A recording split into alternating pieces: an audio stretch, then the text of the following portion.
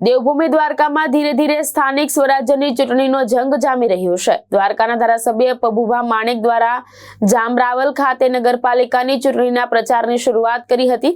આ પ્રસંગે પાર્ટીના મધ્યસ્થ કાર્યાલયનું પણ ઉદ્ઘાટન કરવામાં આવ્યું હતું।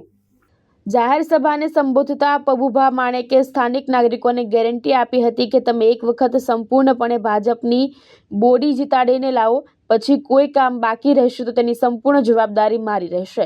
રાવલ નગરપાલિકામાં છેલ્લા 2 ટર્મથી સ્થાનિક પાર્ટી અને અન્ય પક્ષોનું શાસન રહ્યું છે, ત્યારબાદ સમયાંતરે ભાજપમાં ભળી જતું હોય છે।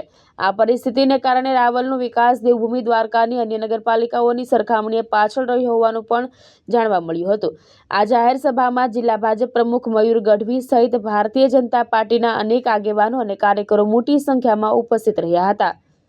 આજે નગરપાલિકાની જ્યારે ચૂંટણી જાહેર થઈ ગઈ છે, ફોર્મ ભરાઈ ગયા છે અને ચકાસણી થઈ ગઈ છે, એના પછીની જે પ્રવૃત્તિ કરવાની ઓફિસ ખોલવાની પ્રવૃત્તિઓ છે, તો આજે રાવલ નગરપાલિકાની અંદર આજે ઓફિસનું ઉદ્ઘાટન કર્યો છે અને સાથે સાથે એક જાહેર સભા જેવું થઈ ગયું છે। એની અંદર રાવલ ગામના જે વરિષ્ઠ નેતા છે, વરિષ્ઠ આગેવાનો છે, બુદ્ધિજીવી છે, વેપારીઓ છે, જે બધા સમાજના આગેવાનો છે, એને મેં સલાહ આપી છે કે ખરેખર નગરપાલિકાની અંદર આટલા રૂપિયા આવે છે કે તમે તમારું કામ ધાર્યું રાવલની અંદર થઈ શકે એમ છે।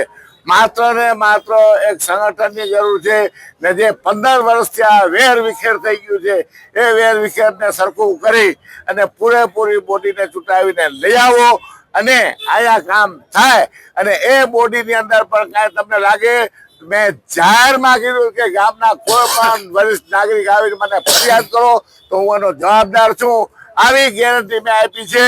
તો ખરેખર રાવલ ગામના મતદારોએ સમજવું જોઈએ કે રાવલના જે ભાજપના 24 ઉમેદવાર છે, એ 24 ફૂલ કમળ છે આપણે અર્પણ કરવા જોઈએ નરેન્દ્રભાઈના વિકાસને ધ્યાનમાં રાખીને। શિવ શિવ। ધર્મેન્દ્ર ઉપાધ્યાય, દ્રષ્ટિકોણ ન્યૂઝ, દેવભૂમિ દ્વારકા।